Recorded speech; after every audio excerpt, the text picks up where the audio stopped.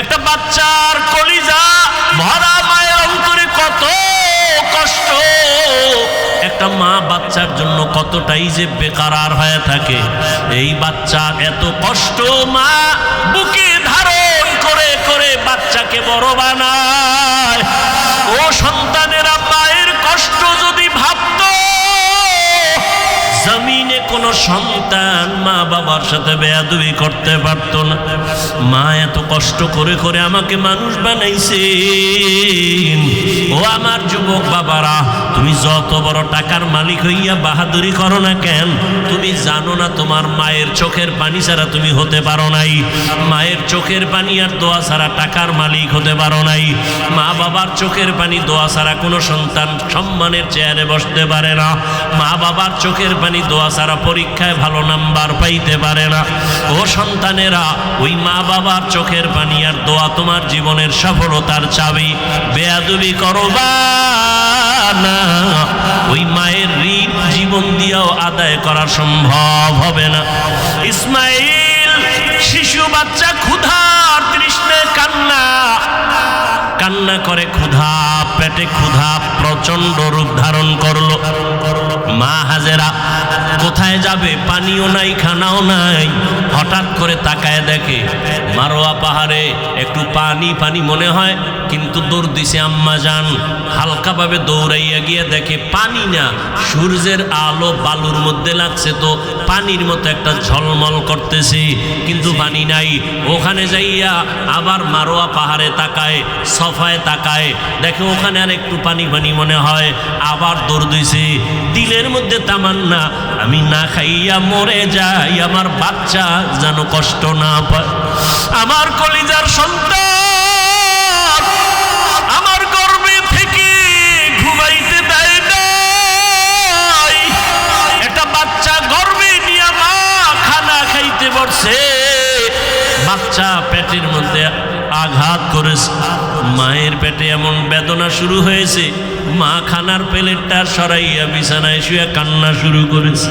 রহমতের নবী বলেন, ও নারীরা, এত মর্যাদা তোমাদেরকে দেওয়া হয়েছে, আর কিয়ামত পর্যন্ত কেউ মর্যাদা বাড়াতে পারবে না।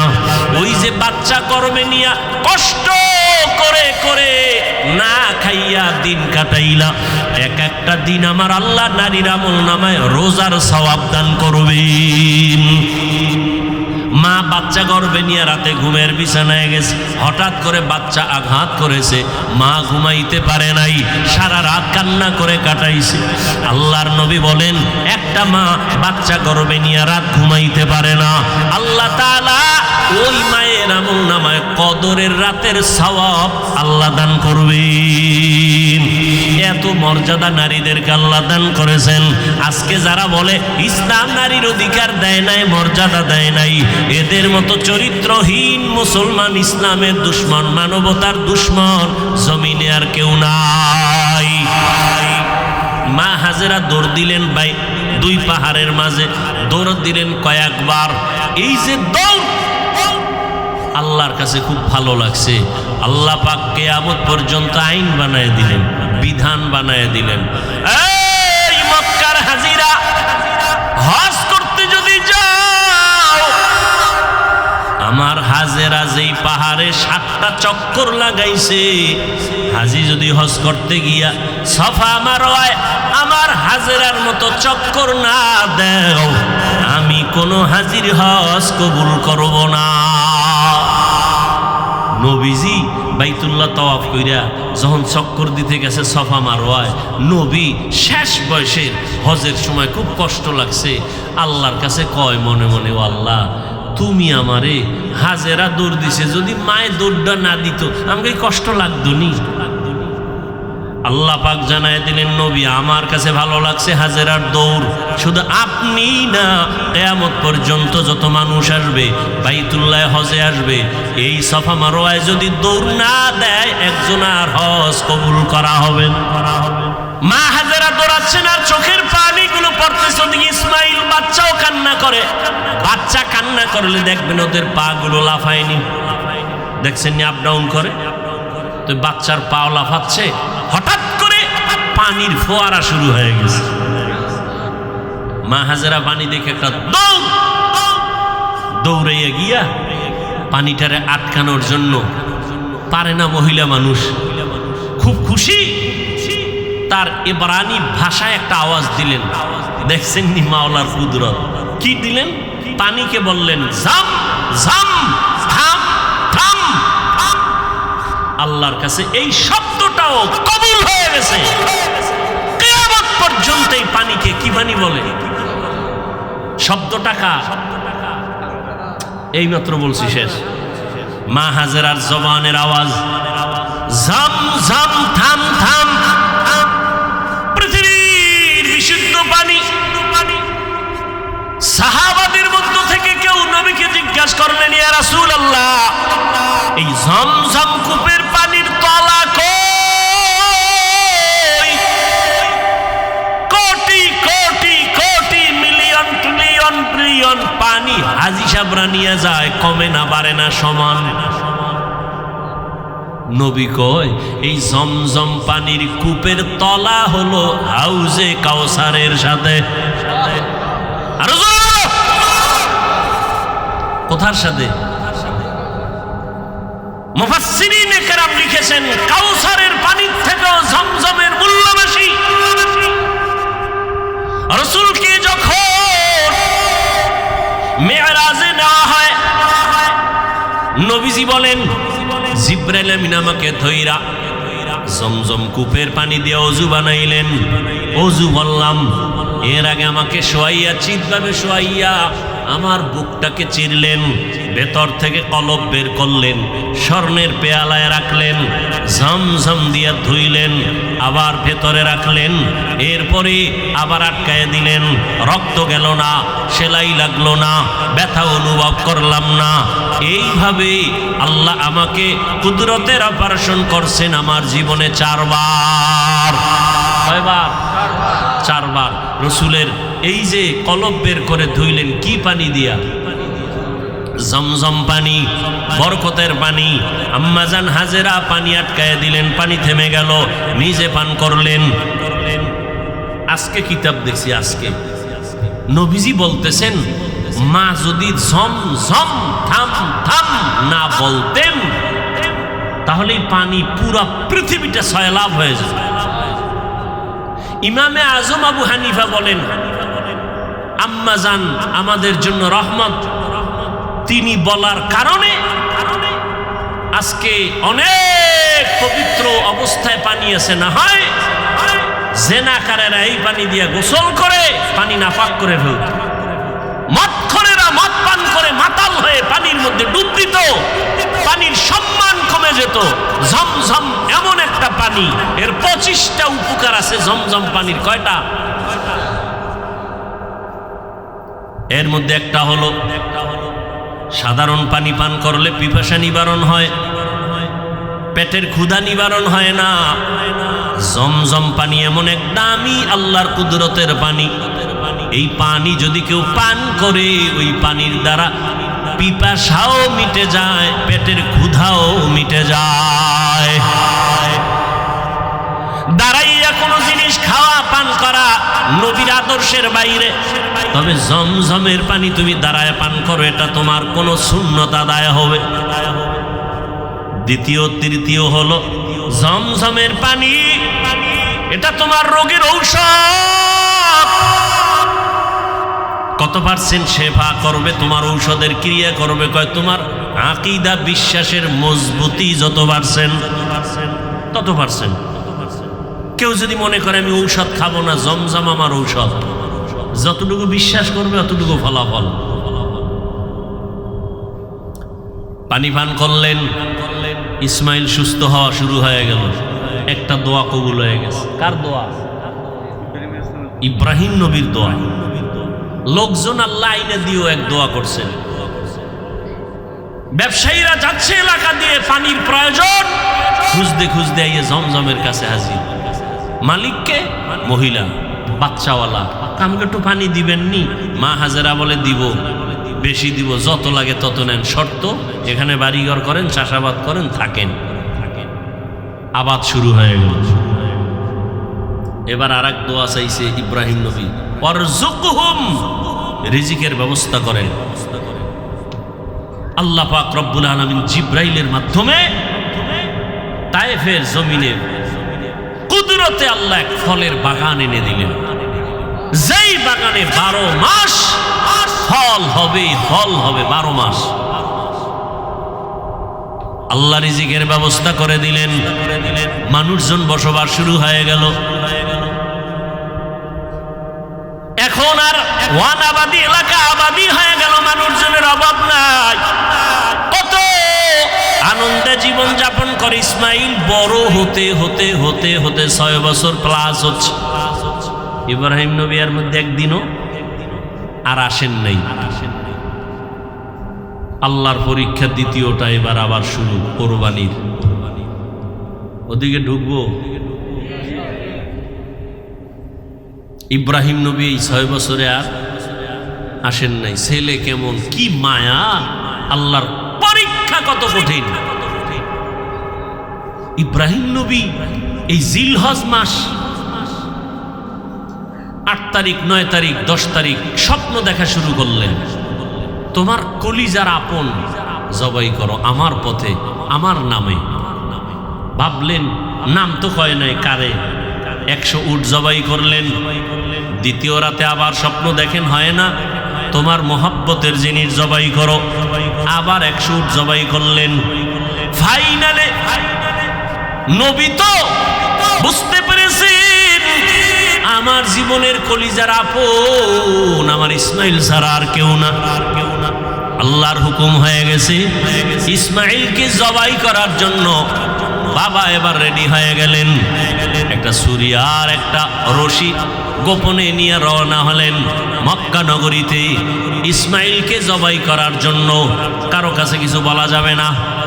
এলাকায় গিয়া দেখে সেই এলাকা তো এখন আবাদি, সুন্দর বাড়িঘর, মানুষজন, মাঠে বাচ্চারা খেলতেছে। একটা ডাক দিয়ে কয়, এই এনি ইসমাইল আছে, ইসমাইল। বাচ্চারা কয়, ইসমাইলকে বুঝলাম না। একজনে কয়, হ্যাঁ আমি চিনি। ইসমাইল কোথায়?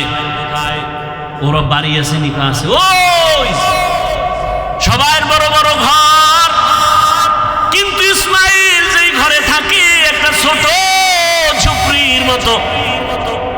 ইব্রাহিম নবী যত কদম বাড়ায় কলিজাটা কেমন যেন ফেটে যাইতেছে, মায়া আর মায়া চুম্বকের মতো।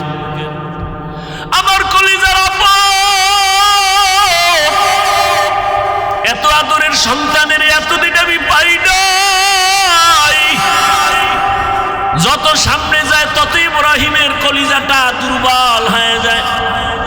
ঘরের দরজায় ইসমাইলের পাইয়া ডাক দিছে, বাবা আসো। কিন্তু ইসমাইল চিনে নাই লোকটাকে। ঘরের মধ্যে দৌড় দিছে। আল্লাহর নবী সালাম দিলেন, আসসালামু আলাইকা ইয়া আহলাল বাইত। ঘরের মধ্যে ঢুইকে যখন হাজেরা দেখলো, সালাম নিয়ে কান্না শুরু করলে, চোখের পানি, হৃদয় হৃদয় ভাঙ্গা কান্না। ইসমাইলের মা কয়, চিনো নি বাবা, এই তোর বাবা ইব্রাহিম। বাবার কাছে যাও, দূরে থাকিও। মালিকের কঠিন পরীক্ষার ইসমাইল, এই তোর বাবা নবী ইব্রাহিম। বাবা সন্তানের পাইয়া বুকে জড়াইয়া কান্নার আওয়াজ, এমন মায়ার কান্না শুরু হয়ে গেল। নবী আবার চিন্তা করলেন, না জানি আবার মায়ার কারণে পরীক্ষায় ফেল করি। নবী বললেন, হাজেরা দেরি করার সময় নাই, জবাই করতে নিব তাও তো বলা যাবে না। নবী কৌশল করে বললেন, ও হাজেরা, ইসমাইলের সুন্দর করে সাজাইয়া দাও, মালিকের দাওয়াতে যাব। মা হাজেরা তো ভাবছেন দুনিয়ার কোনো মালিক দাওয়াত দিছে সেখানে যাবে। মা হাজেরা বুঝতে পারেন নাই যে আসল মালিক দাওয়াত দিয়েছে। মা হাজেরা এতটুকু বুঝা দুনিয়ার মালিকের দাওয়াতে যাবে, বাবার সাথে যাবে। মা বড় আনন্দিত হইয়া ইসমাইলের এমন সুন্দর করে সাজায় দিলেন। এবার ইসমাইলের নিয়ে বাবা রওয়ানা।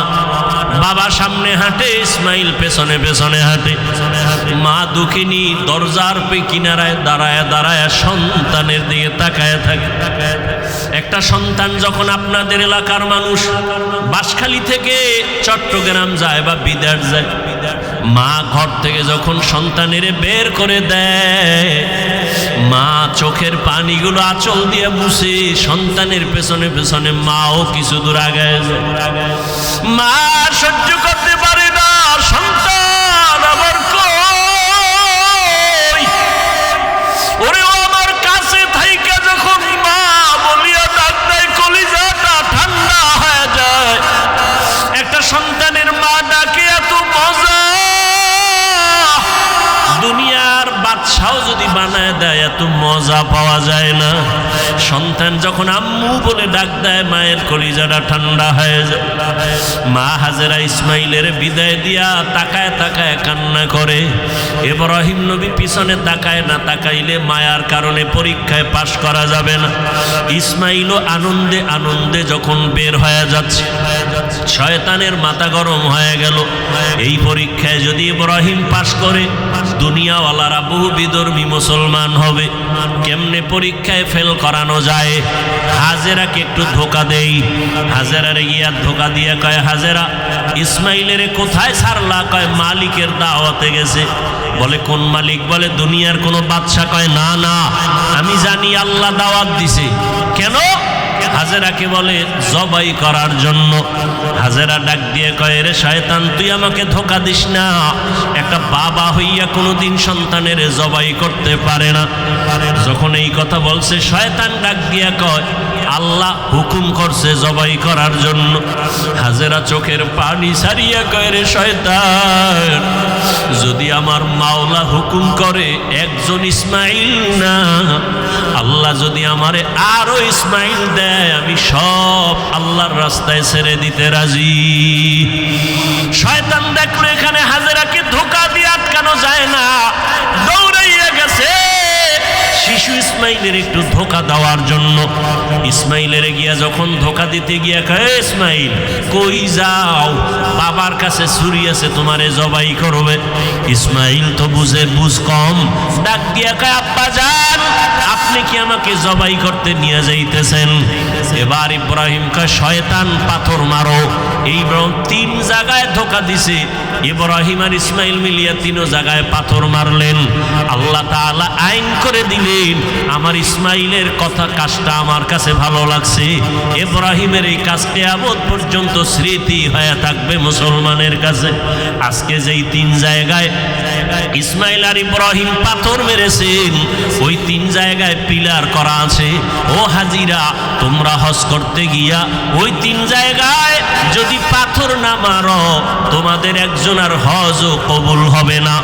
এবার নিতে নিতে ইসমাইলকে নিয়া মিনা বাজারে হাজিরা এখন যেখানে কোরবানি দেয়, ইসমাইলের যেই জায়গায় কোরবানি দিছেন ওই জায়গায় ইব্রাহিম নবী ইসমাইলের নিয়া এবার চিন্তা করলেন, আল্লাহ আমারে কেমন সন্তান দিলেন, একটু পরীক্ষা করিয়া দেখি। এবার সন্তানকে বাবা বলতেছেন, ফালাম্মা বালাগা মাআহু সায়া ক্বালা ইয়া বুনাইয়া ইন্নী আরা ফিল মানামি আন্নী আযবাহুকা ফানজুর মাযা তারা। ও বাবা, আমি স্বপ্নে দেখলাম তোমাকে জবাই করতেছি, বলো বাবা তোমার কি মতামত বলো। ইব্রাহিম নবী কথাটা বলা মাত্রই সাথে সাথে সেকেন্ডের মধ্যে সন্তান ইসমাইল জবাব দিয়ে দিলেন, ইয়া আবাতি ফাল মা তুমার সাতাজিদুনি ইনশাআল্লাহু মিনাস সাবিরিন। আব্বাজান, দ্রুত আমাকে আল্লাহর হুকুম মতো জবাই করেন, ইনশাআল্লাহ আমাকে আপনি ধৈর্য ধারণকারীদের মধ্যেই পাবেন। আব্বাজান, আমাকে দ্রুত জবাই করেন, দেরি করলে আবার বুঝি আল্লাহ হুকুমটা ফিরায় নিবে, কপাল পুড়ে যাবে। একটা একটা সন্তান বাবার সামনে কতটা বিনয়ী হইয়া বাবার ইজ্জত রক্ষার জন্য আল্লাহর মুহাব্বতের বন্ধনে নিজেকে পেশ করে দিলেন। তবে ইতিহাসবিদরা লেখেন ইসমাইল একটু কান্না করে বলছেন, বাবাজান আপনি যদি এই কথাটা আমাকে একটু বাড়ি বসিয়া বলতেন, আমি আমার দুঃখিনী মায়ের থেকে একটু চির বিদায় নিয়ে আসতাম। কারণ 6টা বছর আমার মা আমার এত কষ্ট করে লালন পালন করে বড় বানাইছে। এই 6টা বছর পানি নাই, খানা নাই, আপনিও এসে দেখেন নাই। আমার মা আমার মুখে জিহ্বা দিয়ে আমার পেটের ক্ষুধা নিবারণ করেছে। আমার মা পাগলনির মতো দৌড়াদৌড়ি করেছে।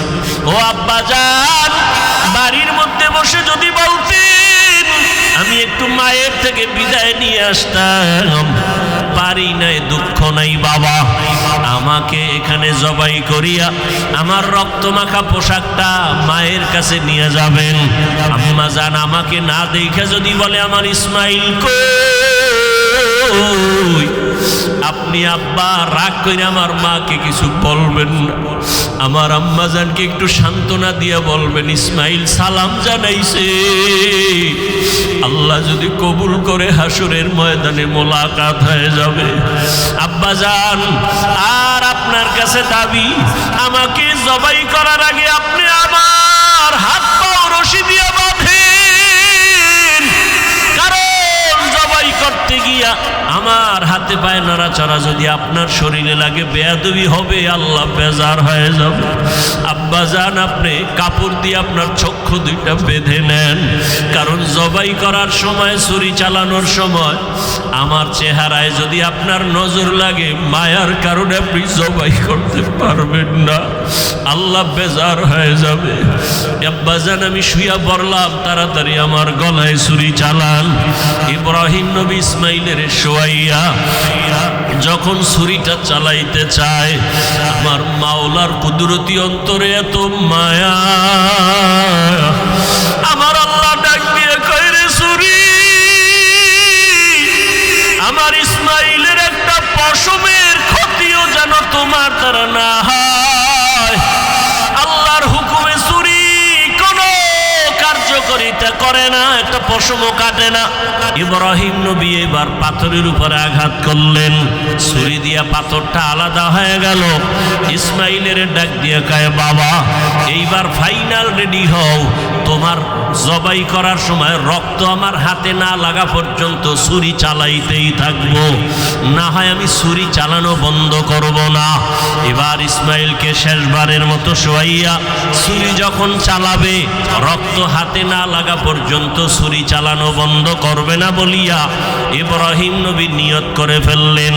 ইসমাইলকে শোয়াইয়া দিলেন, আর যখন ছুরি চালাবে আল্লাহ পাক রব্বুল আলামিনের কুদরতি অন্তরে এত মায়া, জিবরাইলের ডাক দিয়ে কয় জিবরাইল, আমার ইব্রাহিমের ওয়াদা এমন ত্যাগ আর নিয়ত যে রক্ত না লাগা পর্যন্ত ছুরি চালানো বন্ধ করবে না।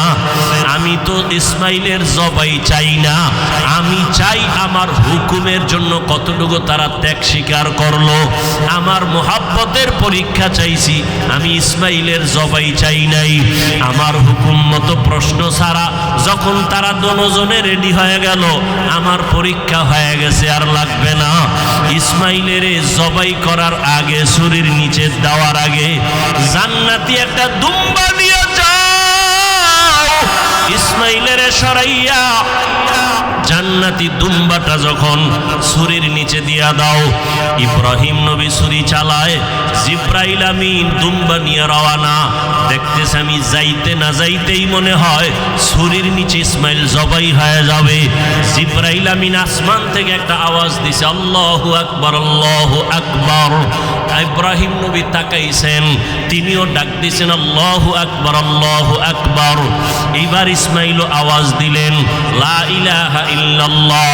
এইভাবে আওয়াজ দিয়া ইব্রাহিম নবী যখন চক্ষু খুইলা দেখেন রক্ত হাতে লাগছে, ছুরিটাও ছাড়লেন। যখন তাকায়া দেখে খুশি মনে ইসমাইল বুঝি কোরবানি হয়ে গেল, কিন্তু না, দেখে একটা অপরিচিত জন্তু জবাই হয়ে গেল। ইসমাইল পাশে সুন্দরভাবে দাঁড়ানো। বাবা আবার বুঝি ভয় পেয়ে গেলেন, ও ইসমাইল, আল্লাহ বুঝি আমার কোরবানি কবুল করবেন না, আর একবার চেষ্টা করি। সাথে সাথে ওহী নাজিল হয়ে গেল। আল্লাহ কয়, ওয়ানাদাইনাহু আইয়া ইব্রাহিম কদ সাদ্দাকতার রুইয়া ইন্না কাযালিকা নাজজিল মুহসিনিন। ইব্রাহিম, তুমি আমার পরীক্ষায় পাশ করছো।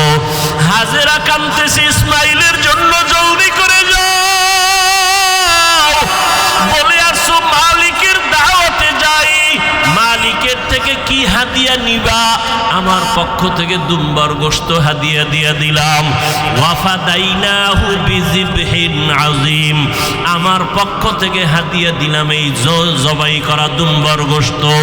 ইসমাইলের নিয়ে যাও, ইসমাইলের হাজেরার কোলে ফিরায়া দাও, আর মালিকের পক্ষ থেকে দুম্বা হাদিয়া পৌঁছাইয়া দাও। আল্লাহ তাআলা বলেন, ও দুনিয়ার মানুষ, ইব্রাহিমের কোরবানির ত্যাগ তোমার থেকেও চাই। ও মুমিন, এই ত্যাগ স্বীকার করতে গিয়া তোমার থেকে রক্ত চাই না, গোশত চাই না, আমি চাই তোমার অন্তরের ত্যাগ আর মুহাব্বত আর তাকওয়া। লা ইয়ানালাল্লাহু লুহুমুহা ওয়ালা দিমাউহা ওয়ালাকিন ইয়ানালুহুত তাকওয়া মিনকুম। ও আমার যুবক বাবারা, ও পর্দার আড়ালের মা বোনেরা, ও বৃদ্ধ বাবাজি, আমার আল্লাহর পরীক্ষায় পাশ করিয়া জান্নাত পাওয়ার জন্য একজনের চেষ্টায় হবে না। হাজেরার যেমন চেষ্টা, ইসমাইলের তেমন চেষ্টা, নবী ইব্রাহিমের তেমন চেষ্টা। একটা ঘরের ভেতরে একটা জান্নাতি পরিবেশ তৈরি করতে হলে বাবারও এক মন হতে হবে। নমরুদ আজরকে বানায় দিলেন ডাইরেক্টর। স্বামী আর স্ত্রী এক জায়গায় ঘুমাতে পারবে না। ছেলে সন্তান যদি আসতে চায় জবাই করে দাও, জন্ম নিয়ন্ত্রণ। আল্লাহ পাক বলেন, আমি যাকে দুনিয়ায় পাঠাবো দুনিয়ার কোনো কৌশল তাকে ফিরাইয়া রাখার ক্ষমতা নাই। আল্লাহর সাথে পাল্লা দিয়ে নমরুদ পারছে, ফেরাউন পেরেছে। কোটি টাকার মালিক দেখো, অভাব হয় না দূর, গরিবে ঘুমায় আরাম করে মনটা বাহাদুর। ফেরাউনের লাশটা দেখো মিশর জাদু ঘরে, খায় না মাছি, খায় না মাটি, পোকা মাছি সবাই ঘৃণা করে। হৃদয়ে থাকিবে যার নম্রতা সাদা, রহমত আসিবে সেথা প্রভুর ওয়াদা। বড় বড়াই থাকলে দিলে রহমত আসবে না, নিজেকে নিজে ছোট মনে করিও সাদা। উঁচু জমিন থেকে পানি নিচু জমিনে যায়, তেমনি খোদার রহমত আসে নম্রতার হৃদয়। ভোগবিলাসের বাড়ি গাড়ি পরে রবে সব, ভোগবিলাসের বাড়ি গাড়ি পরে রবে সব। থাকতে সময় স্মরণ করো আল্লাহ আমার রব, থাকতে সময় স্মরণ করো আল্লাহ আমার রব। আল্লাহ তাআলা যাকে পাঠাবেন কেউ ফিরায় রাখার ক্ষমতা নাই। আল্লাহ যাকে সন্তান দিবেন, হাজারো ট্যাবলেটও যদি ব্যবহার করে সন্তান ফিরাতে পারবে না। জমিনের মধ্যে বান্দা যত কৌশল করবে, 10 বছর আগের থেকে তো আমরা দেখতেছি সন্তান কমাও কমাও কত স্লোগান। এই কমাও কমাও ফাটি কইরা কত মানুষ বেতন খাইয়া সংসার চালায়, আছে না নাই? কিন্তু আমার মাওলার সাথে পাল্লা দিয়া কেউ আগাতে পারে নাই। জনসংখ্যা বেড়েই চলছে। আল্লাহ বলেন, রিজিকের মালিক আমি। জনসংখ্যা বেড়েছে, রিজিকও বাড়িয়ে দিয়েছি আমি আল্লাহ। মুরব্বীরে একটু জানা থাকলে জবাব দিবেন। 1% জায়গায় 20-30 বছর আগে যেই পরিমাণ ধান হইতো এখন কি কম না বেশি? কে বাড়াইছেন? সরকার। কে বাড়াইছেন? ওয়াতারযুকু মান তাশাউ বিগাইরি হিসাব। गर तवक्कुल मी कुनी हर सुबह शाम मेरा सानत रिश्ते तू अज़ला मकाम जुज़बा हक़ची ज़े मखाज़ इंसुजा फज़ले उआ मस्ते दर जुमला जहां। জন্ম নিয়ন্ত্রণের জন্য ডাইরেক্টর আজরকে বানাইলো।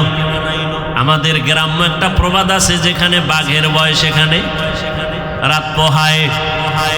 যেই আজরকে ডাইরেক্টর বানাইছে, আল্লাহ কয় দেখ ওই ডাইরেক্টরের ঘরে আমি ইব্রাহিমকে পাঠাবে, এটা আমার সিদ্ধান্ত। একটু আগেই বসিয়েই বলছিলাম, বান্দা চাইলে কিছুই হয় না, আমার আল্লাহ চাইলেই সব হয়। নমরুদ চাইছে ইব্রাহিম আসতে পারবে না, আল্লাহ চাইছেন আমি ইব্রাহিমকে জমিনের মধ্যে পাঠাবো, আল্লাহ পাঠাইলেন এবং নমরুদের দফা সব খতম করে দিলেন। ইব্রাহিম জমিনের মধ্যে আসছে, গোপনে গোপনে রাখছেন। বিশাল বড় ইতিহাস। আম্মা জান পাহাড়ের গর্তের মধ্যে নিয়া ইব্রাহিমকে প্রসব করে ওখানে রাখেন। আজও যদি জানতে পারে লজ্জায় মাথা গরম হয়ে যাবে। নমরুদ জবাই করার হুকুম দিয়ে দিছে। আল্লাহর কুদরতে ইব্রাহিম নবী গর্তের মধ্যে পাহাড়ের গুহায় আম্মা জান ইব্রাহিমের দুই হাতের দুই আঙ্গুল, শাহাদাত আঙ্গুল বাম হাতের আর ডান হাতের মুখের মধ্যে দিয়ে দিলেন। বাচ্চা আঙ্গুল চুষতেছে, আল্লাহ তাআলা দোনো আঙ্গুল থেকে কুদরতের কারিশমা জারি করলেন। এক আঙ্গুল থেকে দুধ বের হয়, আর এক আঙ্গুল থেকে মধু বের করার ব্যবস্থা করে দিলেন। কাদের কুদরত দারি বার কামাল আনতা রব্বি আনতা হাসবি জুল জালাল। দুনিয়ার মানুষ বলে এটা হবে না, আল্লাহ যদি কয় হবে সেটাই। দুনিয়ার মানুষ বলেই মরা গেছে কথা বলতে পারে না, আল্লাহ যদি কুদরতের ক্ষমতা দেন পারবেনি? পারবেনি? রহমতের নবী খেজুর গাছ মরা, শুকনা একটা মরা খেজুর গাছে ট্যাক লাগাইয়া খুতবা পড়েন। কিছুদিন পরে রহমতের নবী এটা বন্ধ করে নতুন আর একটা মিম্বর বানালেন খুতবা পড়ার জন্য। বুখারী শরীফের মধ্যে আছে, রহমতের নবী যখন মরা খেজুর গাছ যেটাই ট্যাক লাগাইয়া খুতবা পড়তে নিষেধ করে দিলেন, আর পড়বেন না। মানুষ কান্না করলে যেমন আওয়াজ হয়, মরা খেজুর গাছ থেকে তেমন আওয়াজ শুরু হয়ে গেল। রহমতের নবী বললেন, এই মরা খেজুর গাছ তুই কি চাও? কেন কাঁদো? আমি কি দোয়া করব তুই তাজা হয়ে যাবি, খেজুর আসবে, মানুষ তোর খেজুর খাবে? কয় না। কি চাও? রহমতের নবী আপনার বিরহের বেদনায় কান্না করি। মরা খেজুর গাছ, আপনার বিরহের বেদনায় কান্না করি। আমি চাই আমাকে মানুষের মতো এখানে দাফন করে দিবেন, আর কিয়ামতের দিন আপনার পাশে জান্নাতে আমাকে রাখবেন। নবীজি দাফন করে দিয়েছেন। এখনো ওই মদিনাতুল মুনাওয়ারা রাসূলের রওজার ভেতরে খেজুর গাছটা যেখানে ভেতরে নবী দাফন করলেন, ওই বরাবর একটা খুঁটি আছে, পাথরের পিলার। ওই পিলারের উপরে আরবিতে খুঁটিটার সাথে নাম লেখা আছে সাতুনে উস্তুনে হান্নানা, এখনো নাম লেখা আছে। মরা খেজুর গাছ সম্বলিত সেই খুঁটি, এটার নিচে বরাবর যদি যাইতেই থাকে। রহমতের নবী বরকতি হাতের দাফন করা মরা খেজুর গাছ ওখানে এখনো আছে। বুখারী শরীফের বারাত। তাহলে মরা খেজুর গাছ কথা বলতে পারে না, আল্লাহ যদি ক্ষমতা দেন। আবু জাহাল হাতের মধ্যে পাথর নিয়ে কয়, ভাতিজা যদি বলতে পারো আমার হাতের মুষ্টিতে কি আছে, বলে চাচা বললে কি হবে? বলে এখন কালেমা পড়ব। নবী বলেন আমি বলতে জানি না। কেন জানো না? বলে আমি গাইবের মালিক না। গাইবের মালিককে কুল্লা ইয়ালামু মান ফিস সামাওয়াতি ওয়াল আরদিল গায়বা ইল্লাল্লাহ। হে নবী আপনিই বলে দেন, আসমানের বাসিন্দারা কেউ গায়েব জানে না, জমিনের বাসিন্দারা কেউ গায়েব জানে না, একমাত্র কে জানেন? নবী বললেন হাতের মুষ্টিতে কি আছো? একটু আওয়াজ দাও। সাথে সাথে পাথরগুলো কালিমায়ে শাহাদাতের আওয়াজ দিল। সুবহানাল্লাহ। আবু জাহিল্লা কত বড় বেঈমান, পাথরগুলো মাটির মধ্যে ফালায় বলে মোহাম্মদ তুমি বড় জাদুকর। কপালে কি নাই? হেদায়েত নেই। আজরের ঘরে ইব্রাহিম, আস্তে আস্তে আজরের ঘরে আসিয়া ইব্রাহিম বড় হয়েছেন। ইতিহাস অনেক বড়, আমি সংক্ষেপে বলে আসতেছি। যখন আদম আর ইব্রাহিম বড় হয়ে গেলেন, কেউ এসে তাকে বয়ান দেয় না এক আল্লাহর ইবাদত করো। নিজে নিজে নিজে নিজে আল্লাহর পরিচয় লাভ করলেন। সব কথা কোরআনে হাকিমের মধ্যে আছে। বাবাকে দাওয়াত দিতেছে, বাবাও মানে না। নমরুদেরও দাওয়াত দেয়, মানে না। নমরুদ উল্টা পাল্টা প্রশ্ন করে, ইব্রাহিম নবী জবাব দেন। এক পর্যায়ে দেখলু এই ইব্রাহিম তো আমার সব কিছু ধ্বংস করে ফেলবে, তাহলে তাকে বড় হওয়ার আগেই, বাড়াবাড়ি করার আগে তাকে মেরে ফেলতে হবে। অগ্নিকুণ্ড সাজাইয়া ওই আগুনের মধ্যে ইব্রাহিমকে ফেলবে। অগ্নিকুণ্ড সাজাইয়া ইব্রাহিমকে আগুনে ফেলতে গিয়া যখন ইব্রাহিমকে অনেক প্রচেষ্টা চালাইল, চরক গাছ বানাইল, রশি লাগায় টেনে ফেলবে, কারণ আগুনের এত তাপ, কাছে কেউ যেতে পারে না। ওই গাছের সাথে চরখার মতো ঘুরায় ঘুরায় আগুনে ফেলবে, কিন্তু পারে না। গাছও ঘুরে না, রশি টানেও নড়ে না। কি করা যায়? ব্যর্থ হয়ে যাবে নমরুদ। শয়তান এসে পরামর্শ দেয়, এই মুহূর্তে যদি ইব্রাহিমের পরনের কাপড় খুলে দাও, রহমতের ফেরেশতা চলে যাবে, ইব্রাহিমকে আগুনে ফেলে দেওয়াটা সহজ হবে। আর এক বর্ণনায় আছে, ঐতিহাসিকগণ বলেন নমরুদ বলছে শয়তান পরামর্শ দিছে, এই মুহূর্তে ইব্রাহিমের সামনে যদি উলঙ্গ নারীদের দিয়া নাচ গান করতে পারো, রহমতের ফেরেশতা থাকবে না, ইব্রাহিমের আগুনে ফেলাটা সহজ হয়ে যাবে। নমরুদ নাচ গানের ব্যবস্থা করলো, উলঙ্গ নারীদের নাচ, অথবা ওই যে ইব্রাহিমকে উলঙ্গ করবে, এই কথা যদি মানতে যায় তো নমরুদ বলে ইব্রাহিমের পরনের কাপড় কে খুলবে? কেউ সাহস পায় না। আরে আল্লাহ ওয়ালা যারা, আল্লাহর প্রিয় পাওয়ারওয়ালা যারা, এদের কিচ্ছু নাই, চলেও সাদা সিধা, কিন্তু বড় বড় সন্ত্রাসীরা যখন তার সামনে যায় মোমের মতো দুর্বল হয়। এটাকে বলা হয় রব। আমার রসুলকে আল্লাহ রব দান করেছিলেন। বহু অমুখের ফাটায় দিবে, এই করবে সেই করবে। আল্লাহ ওয়ালাদের ব্যাপারে যারাই যত বেয়াদবি করে, সামনে আসলে তওবা করতে বাধ্য হয়ে যায়। এটা আল্লাহর কুদরতি একটা পাওয়া। তো ইব্রাহিমের পরনের কাপড় কে খুলবে, উলঙ্গ কে করবে? কেউ সাহস করে না। বাবা আজর রেডি হয়ে গেল। ইব্রাহিমের সামনে গিয়া যখন দাঁড়াইছে উলঙ্গ করার জন্য, ইব্রাহিম চোখের পানি ছেড়ে কাঁদেন আর বলেন, হে বাবা, সন্তান বিপদে পড়ে, বাবা গিয়া উদ্ধার করে।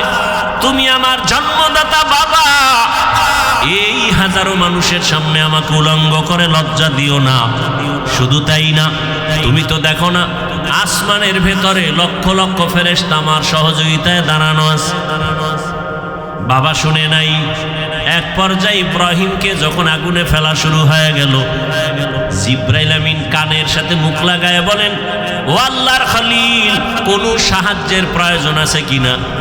ইব্রাহিম আল্লাহর এমন পরীক্ষায়, কঠিন কঠিন পরীক্ষায় পড়েছেন, প্রত্যেকটা পরীক্ষা আল্লাহ পাশ করায় দিছেন। এখানেও একটা পরীক্ষা। যদি বলতেন হ্যাঁ সাহায্য লাগবে, তাহলে গায়রুল্লাহর মুখাফিকি হয়ে গেল। ইব্রাহিম নবী বললেন, না, আমি এমন মালিকের গোলাম, আমার কোনো সাহায্যের যদি প্রয়োজন হয়, আমার আল্লাহ তো অন্ধ না, তিনি দেখতেছেন, প্রয়োজন হলে তিনি আমার সাহায্য করবেন। আগুনে ফেললো। আল্লাহ আগুনকে হুকুম দিলেন, কোরআনের আয়াত, কুলনা ইয়া নারু কুনি বারদাও ওয়া সালামান আলা ইব্রাহিম। আগুন ঠান্ডা হয়ে গেল। নমরুদ কয় দূরে বইয়া, এই আগুন, তোর শক্তি কই? ইব্রাহিমের মতো বান্দাটারে জ্বালাতে পারো না? তোর গোষ্ঠী শুদ্ধ সব সাইজ করতে পারি, কিন্তু ইব্রাহিম যার কথা শুনে আমিও তার কথা শুনি। ইব্রাহিম যার গোলাম, আমিও তো সেই রবের কথা শুনি। রব আমাকে হুকুম করেছেন ইব্রাহিমের একটা পশমের যেন ক্ষতি না হয়। আমার শক্তি দুর্বল হয়ে গেছে। আবার আমার রব যদি হুকুম দেয়, আমেরিকার সব আমি আগুন দিয়ে জ্বালায় দিতে পারি, সে ক্ষমতা রব আমারে দিলে 1 সেকেন্ডের বিষয়। এরে নবীরা আসে, দীর্ঘদিন ইব্রাহিম নবী আগুনের মধ্যে ছিলেন, একটা পশমের ক্ষতি পর্যন্ত হয় নাই। দেখছেননি? আল্লাহ পারেনি সব। আপনি তো মনে করেন পানির মধ্যে পড়লে মরে যাব, আর সেই পানির মধ্যে মাছের পেটে ইউনুস নবীর আল্লাহ রাখছেননি? সে আল্লাহ এখন নাই?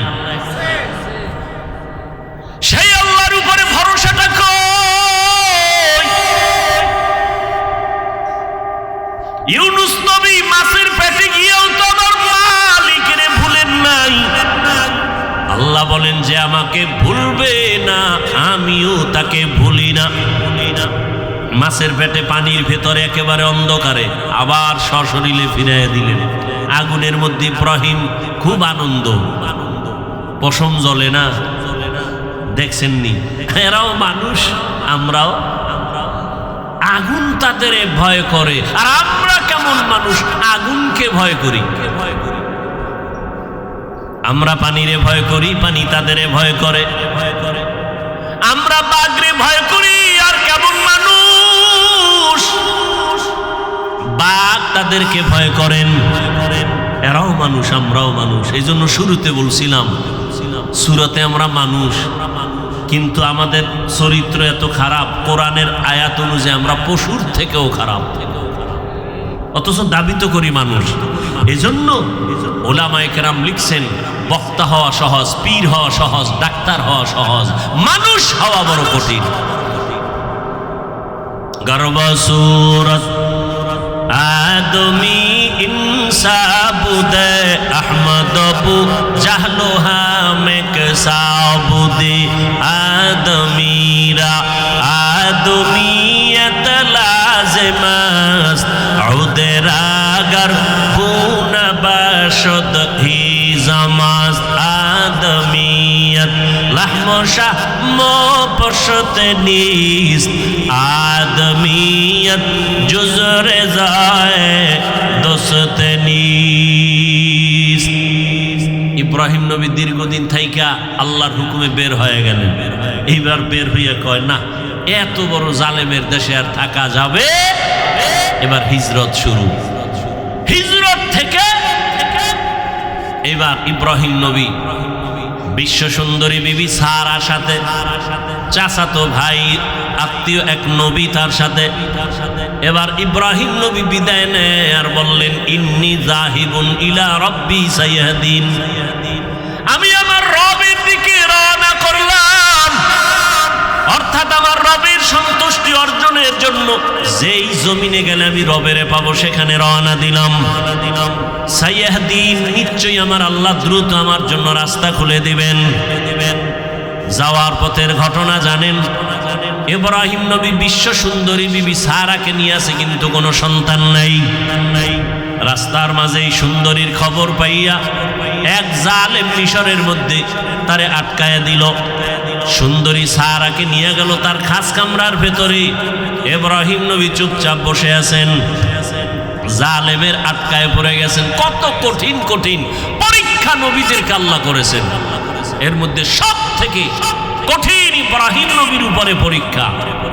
যাবে হিজরত করিয়া এক জালেম থেকে মাঝখানে যে আর এক জালেমের আন্ডারে ফিরে গেছে। বিবিকে নিয়ে গেছে ধরে খাস কামরায় জালেম ঢুকাইয়া বলে, তুমি বিশ্ব সুন্দরী, ওই পুরুষ তোমার স্বামী? বলে হ্যাঁ। ইব্রাহিম নবী পেরেশান হয়ে গেলেন, আমার স্ত্রী কত সতী সাধ্বী, কত বড় দামি, আমি এক নবীর স্ত্রী, আজ না পাখাত। আল্লাহ কা ইব্রাহিম অন্তরের চক্ষু খুলে দিলাম, ওই জালেম যা করবে এখানে বসে সব দেখতে পাইবা। ক্ষমতা আল্লাহ দিতে পারে না? পারে না? এরকম পাওয়ারওয়ালা বান্দা আছে না নাই? এই পাওয়ারের নাম কোরআনের ভাষায় ফুরকান। ইয়া আইয়ুহাল্লাযীনা আমানু ইন তাত্তাকুল্লাহ ইয়াজআল লাকুম ফুরকানা। তাকওয়ার উপরে যারা মজবুত হয়ে চলবে, আল্লাহ বলেন আমি তাদেরকে ফুরকান নামের এক পাওয়ার দান করব। মা মা'নাল ফুরকান হুয়া নূরুম মিন ইলাহি। আল্লাহর একটা নূরের আলো। হাদিসের ভাষায় পাওয়ারের নাম ফেরাসাত। ক্বালা রাসূলুল্লাহ সাল্লাল্লাহু আলাইহি ওয়া আলিহি ওয়া সাল্লাম, ইত্তাকু ফেরাসাতাল মুমিন ফাইন্নাহু ইয়ানজুলু বিনূরিল্লাহ। আল্লাহর প্রিয় বান্দা মুমিনের ফেরাসাতের পাওয়ারকে তোমরা খুব ভয় করিও, কারণ তুমি যা দেখো তার থেকে তারা অনেক কিছু দেখেন। চামড়ার চোখ দিয়ে দেখেন না, নূরের আলো দিয়ে তারা দেখেন। ওমরে ফারুক খুতবা দিতেছেন জুমার মসজিদে নববীর ভেতরে। খুতবার মাঝে হঠাৎ একটা অপ্রাসঙ্গিক একটা চিৎকার দিয়ে আওয়াজ দিলেন, ইয়া সারিয়াতাল জাবাল, ইয়া সারিয়াতাল জাবাল, ইয়া সারিয়াতাল জাবাল। ওই সারিয়া, পাহাড় পাহাড় পাহাড়। মদিনাতুল মুনাওয়ারায় ওমর আওয়াজ দিলেন, এই সারিয়া, সামনে পাহাড়। সারিয়া কই?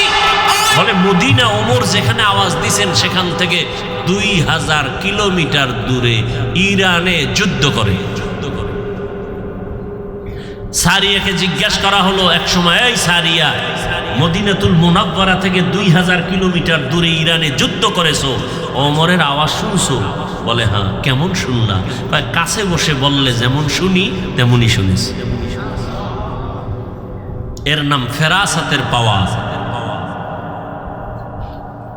ইব্রাহিম নবী দেখতেছে জালেম বিশ্ব সুন্দরী বিবি সারাকে খাস কামরায় নিয়া প্রথমে লোভানোক দৃষ্টি দিয়া হাতটা যখন বাড়াইছে, সাথে সাথে হাতটা বাঁকা হয়ে গেছে। রাখে আল্লাহ? আহা, আল্লাহ এখনো পারেন, এখনো পারেন। আপনারা জানেন, এই ফেসবুকের মুরিদেরা, শুনো, মনে নাই তোমার দুনিয়ার আকাম দেখো, ভালো ভালো জিনিস দেখো না। কয়েক বেশি হয় নাই, বছর 2 হয়েছে কিনা সন্দেহ, লন্ডনে একটা সেমিনার হয়েছে। সমস্ত ধর্মের মানুষ সেখানে বসা। গোল টেবিলের সেমিনারে একজন ভিন্ন ধর্মাবলম্বী প্রশ্ন করলো মুসলমানদের একজন লিডার, ধর্মযাজক, একজন বুজুর্গ ওলিয়ে কামেল, যাই তোমাদের নবী তোমাদের ধর্মে বলছে, হাদিসে আছে, একটা খেজুর আছে, ওই খেজুরটা খাইয়া বিষ পান করলে ক্রিয়া হয় না। মুসলমান বলে হ্যাঁ আছে তো। এটা কি সত্য? বলে হ্যাঁ সত্য। দেখাবা? বলে পারবা? পারবো। দাও। আজোয়া খেজুর সামনে নিয়ে আসা হল। আজোয়া খেজুর 2-3-7টা খাইয়া এবার বিষ দিল তার সামনে, হাউজের ভেতরে বিষ পান করলো। বিষ পান করে দিব্যি আরামে বসলেন, মিটিং চালাইলেন। বিন্দু থেকে বিন্দু বিষ তার ভেতরে গিয়া কোনো ক্রিয়া করলো না। কুদরত কার? ভাইরা আমার, আল্লাহ তো এখনো হেফাজতের দরজা খুলেছেন। সিলেটের জমিনে শাহজালাল রহমাতুল্লাহ আলাইহি গৌর গোবিন্দের মোকাবেলা করতে গিয়ে কোনো বেতের বাড়ি লাগে নাই, অস্ত্র লাগে নাই। পুঁজি ছিল তাহাজ্জুদের আযান নামাজ আর চোখের পানি আর ফজরের নামাজের আযান। কই সেই তাহাজ্জুদ? কই? নাই তো নাই। একদল বলে এত আমল লাগে না, এত আমল লাগে না। অথচ আল্লাহ কয় আমি দুনিয়ায় মানুষ পাঠাইছি আমল করার জন্য। দেখেন তো কারবার কেমন, ফেতনায় ভরে গেছে গোটা সোনার বাংলা। বুঝাবো কিভাবে?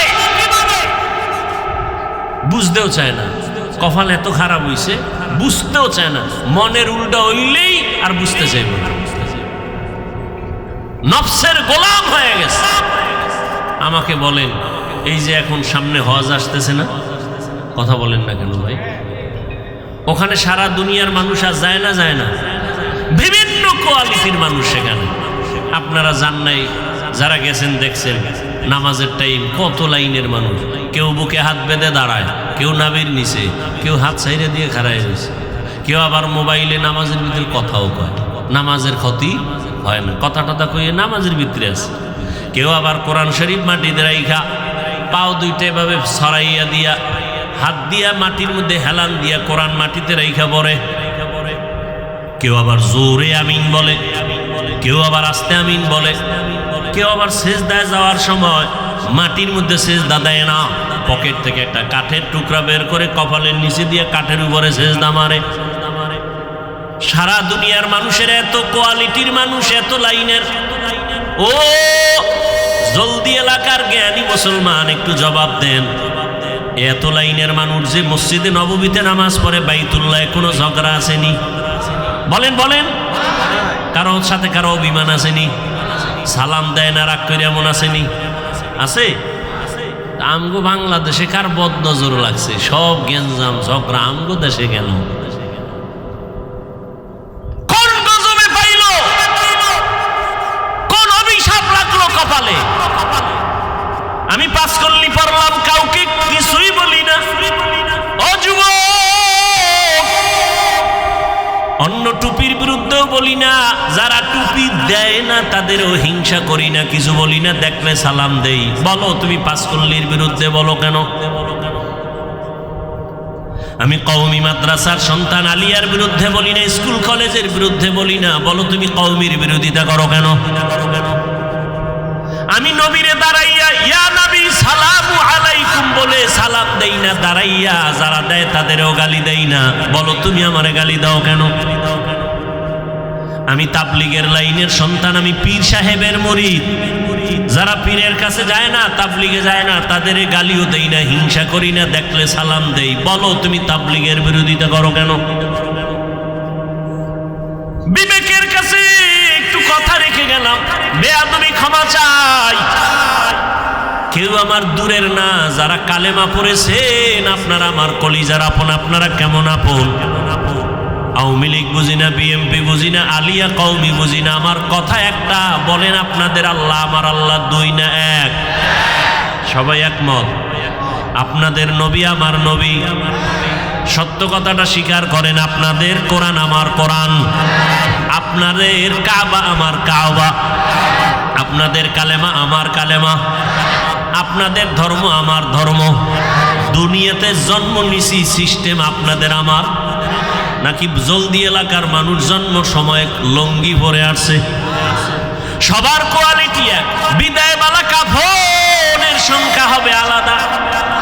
কে ধনী, কে গরিব, কে আলেম, কে মূর্খ, সবার বেলায় কাফন হবে তিনটা। আরে এক টাকাওয়ালার সম্মানে একটা কাফন কেউ বাড়াইয়াও দিবে না। এক রিক্সাওয়ালা মরে গেলে গরিব হওয়ার কারণে একটা কাফন কেউ কমাইয়াও কালার হবে আলাদা। হুজুরদের কাফনের কালার একরকম, আপনাদেরটা আর এক রকম। কালারও কি কালার? এই বুঝা কও, সাদা। তাহলে কালার নিয়ে ঝগড়া কেন? কালার লইয়াও ঝগড়া কেমন গজবে ধরছে। কালার লইয়াও ঝগড়া আছে না নাই? ইন্তেকালের সময় সবার কাফনের কালার হবে এক। কি কালার? লেখা থাকবে উপরে বড় হুজুরের লাশ, এমপি সাহেবের লাশ, কে ধনী কে গরিব, কে হুজুর না, কে ইমাম, কে মুক্তাদি, কে ডাক্তার, কে রোগী। যতই আজকে বক্তা বক্তা ভাব দেখাই না কেন, টাকার আর ক্ষমতার গরম দেখাও না কেন, সাদা কাফনে ঢুকলেই সব বাহাদুরি বন্ধ হয়ে যাবে। কবরে যাওয়ার আগেই বাহাদুরি শেষ। কবরের সাইজ কি না আপনাদের এলাকায় একটু বড়? হ্যাঁ, কবরের সাইজও সবার এক। কবরে রেখে বিদায়ের পরে প্রশ্ন হবে সবার বেলায়। কয়টা? কয়টা? তোমারও যেই প্রশ্ন, আমাকেও সেই প্রশ্ন, শিক্ষকের যেই প্রশ্ন, ছাত্রকেও সে একই প্রশ্ন, নারীকে যেই প্রশ্ন, পুরুষেরও সেই প্রশ্ন। তিনটা, রবের পরিচয় দাও, ধর্মের পরিচয় দাও, রাহমাতুল লিল আলামিনের পরিচয় দাও। তাহলে আপনার আমার আল্লাহ এক, নবী এক, কোরআন এক, কাবা এক, ধর্ম এক, কালেমা এক, কাফন এক, কালার এক, কবর এক, প্রশ্ন এক। লেবাস পোশাক কেন আলাদা? আপনাদের বয়ান তো করার কোনো দরকারই পড়ে না, কারণ আপনি আল্লাহ মানেন, নবী মানেন, কোরআন মানেন, হাদিস মানেন। বয়ান তো করবো আজকে উত্তরবঙ্গে পঞ্চগড়ে, সেখানে টাকা দিয়া মুসলমানের কাদিয়ানি বানানো হচ্ছে। আজকে তো বয়ান করার বেশি দরকার চট্টগ্রামের পাহাড়ের ভেতরে গিয়া খ্রিস্টান মিশনারিরা মুসলমানের টাকার লোভ দেখায় বিধর্মী বানায়। কিন্তু ওখানে যাওয়ার সময় মুসলমানের পেছনে ঘুরতে ঘুরতে ঘুরতে ঘুরতে পাগল হয়ে গেলাম। ফজরের পরেও বয়ান, জোহরের পরে বয়ান, আসরের পরে মাগরিবের পরে বয়ান। এত পাও ধরে ধরে ধরে ধরে বয়ান করি, আর পরও কেন নামাজ পড়েন না? আহ, কেমন মুসলমান আপনার আমার আল্লাহ এক, নবী এক, সব এক, অথচ আমি টুপি খুলতে চাই না। আপনারা কেমন ভিআইপি মুসলমান যে টুপি দিতেই চান না, লজ্জা লাগে। আমি টুপি খুলতে লজ্জা পাই, আর আপনি টুপি দিতে লজ্জা পান। আমি নামাজ না পড়লে লজ্জা পাই, আপনি নামাজ পড়তে গেলে লজ্জা পান। আমি মসজিদে না ঢুকলে লজ্জা লাগে, আপনার মসজিদে ঢুকতে গেলে লজ্জা লাগে। আপনি কেমন মুসলমান হইলেন? একটু চিন্তা করেন। ও আমার কলিজার যুবক বাবারা, বেয়াদবি মাপ চাই, একটু আমাকে জবাব দাও। রহমতের নবীর আদর্শ থেকে আরো সুন্দর আদর্শ কারো কাছে আসেনি? তাল মিলেও না, সত্য বলো, বুঝা বলো। নবীজির থেকে দামি আদর্শ নাই? একজনের দাঁড়ায় যদি বলতেই পারো যে হাফিজ ভাই, রহমতের নবীর আদর্শ থেকে আরেকটু ভালো আদর্শ আছে শেখ মুজিবুর রহমানের ভেতরে, তাহলে আমি আল্লাহর কসম নবীরটা বাদ দিয়া তারটা নিব। এই ভালো করে বুঝো। কেউ যদি দাঁড়াইয়া বলতে পারো হাফিজ ভাই, নবীজির আদর্শ থেকে আরেকটু ভালো আদর্শ আছে জিয়াউর রহমান সাহেবের ভেতরে, আমি নবীরটা বাদ দিয়া জিয়াউর রহমান সাহেবেরটা নিব, বলার মতো পাওয়ার ক্ষমতা কারো আসেনি? নাই তো নাই। আমার থেকে শুনো, দুনিয়াতে যত আদর্শ দেখো, আব্রাহাম লিঙ্কনের আদর্শ গণতন্ত্র, মাও সেতুংয়ের আদর্শ, লেনিনের আদর্শ, কার্ল মার্ক্সের আদর্শ, এক কথায় জবাব, দুনিয়ার সব আদর্শ হলো না পাপ, একমাত্র মদিনাওয়ালা নবীর আদর্শই হলো পাপ। একমত? সবাই একমত? এবার বলো, রসুলের আদর্শ যে রেখে গেলেন, এটি মানবে হিন্দুরা, খ্রিস্টানেরা, ইহুদিরা? আপনারাই বলেন কারা মানবে? কোন দেশের মুসলমান? লন্ডন, লেবানন, কোন দেশের বলেন? শুধু এই বাঁশখালী ছাড়া বলেন। তা আপনাদের নামাজ নেই কেন, টুপি নেই কেন, দাড়ি নেই কেন, পর্দা নেই কেন, সুদ খান কেন? সুদের টাকায় ব্যবসা কেন?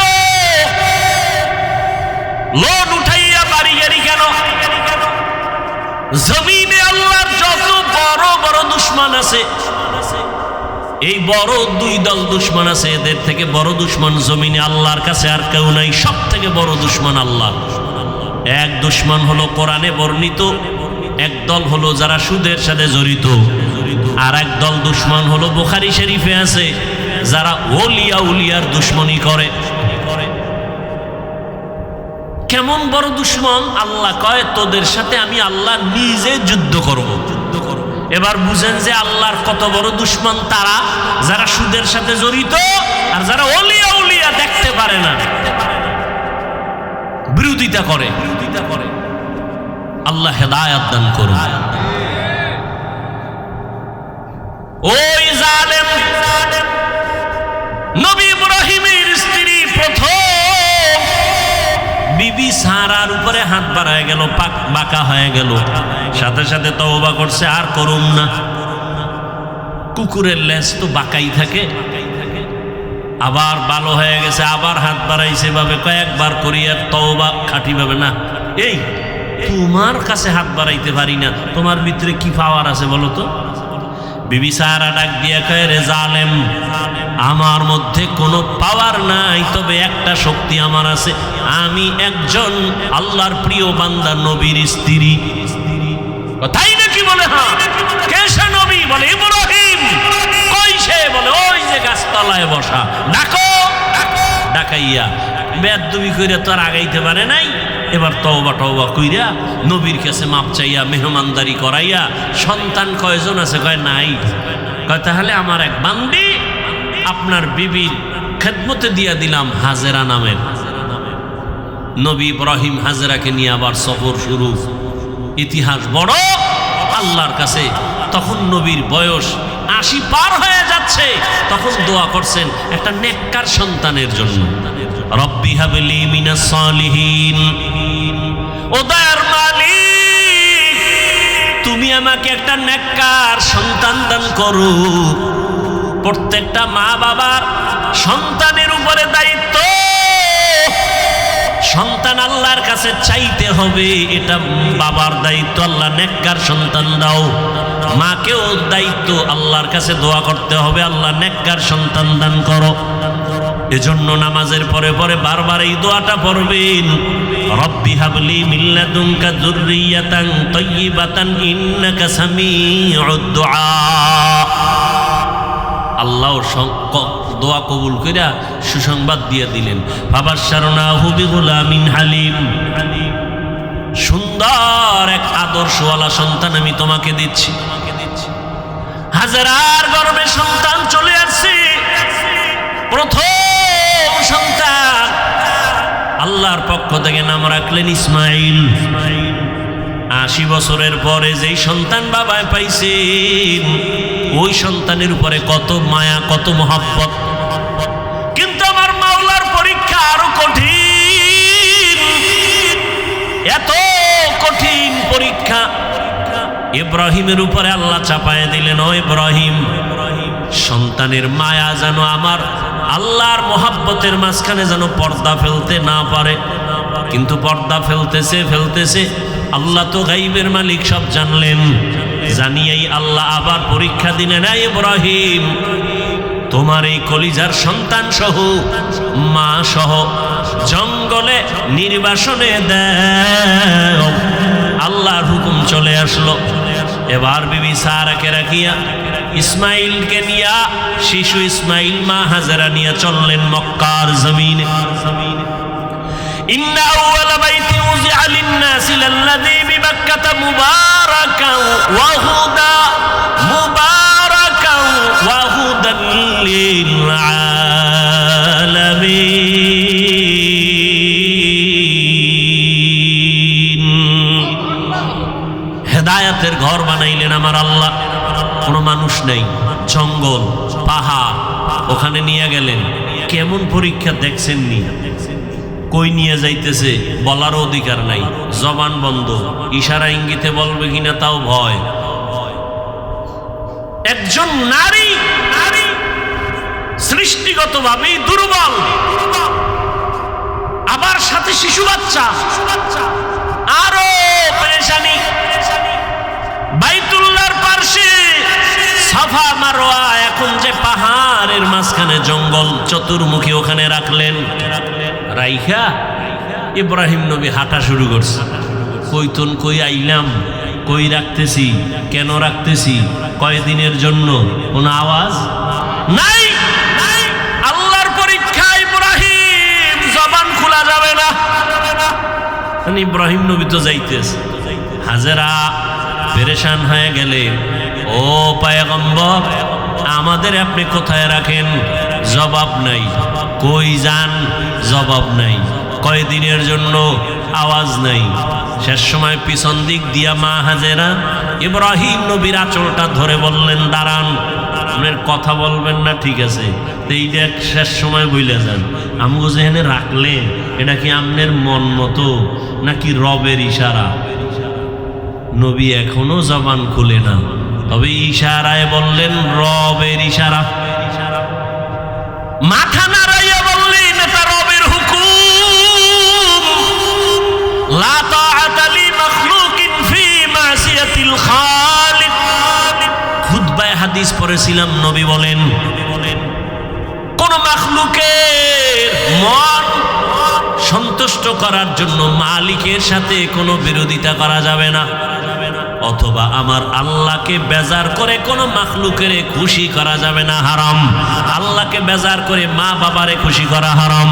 আল্লাহকে বেজার করে পীরকে খুশি করা হারাম। আল্লাহকে বেজার করে ওস্তাদকে খুশি করা হারাম। আল্লাহকে বেজার করে কোনো ব্যক্তিকে খুশি করা হারাম। দুনিয়ার সব বেজার হয়ে যাক, কোনো দুঃখ নাই, আমার আল্লাহকে বেজার করা যাবে না।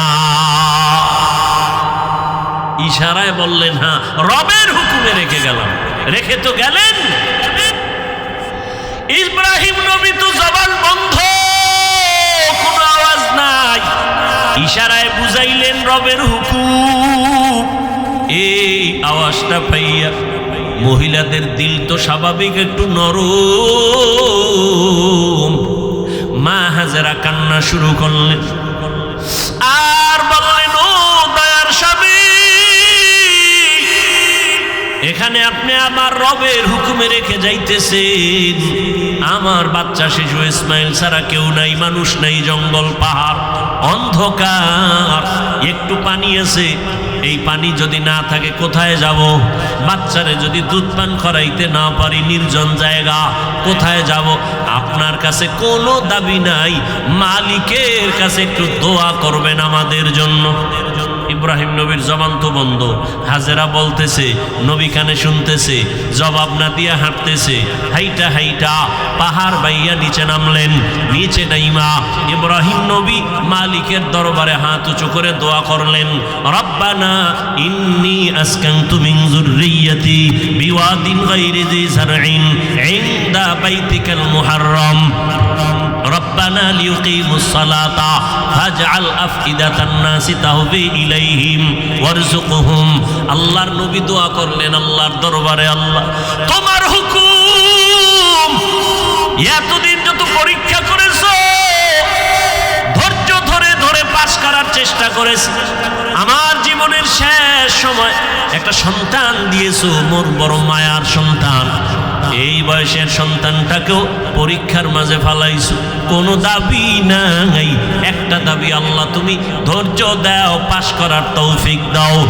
আর আমার শিশু সন্তান, কত কলিজার মায়ার আমার সন্তান রেখে আসছি, তোমার কাছে আমার দোয়া করলাম, কয়েকটা দোয়া। এক নাম্বার, ও আল্লাহ মেহেরবানি করে এখানে তুমি অন্য মানুষের বাসস্থানের ব্যবস্থা করে দাও, যেই জঙ্গলটাকে তুমি সাফ করে দাও, খানার আয়োজন করে দাও, ওরা নামাজ পড়বে এবং শুকর আদায় করবে, তোমার রিজিকের ব্যবস্থা করে দাও, মানুষের ব্যবস্থা করে দাও, পানির ব্যবস্থা করে দাও।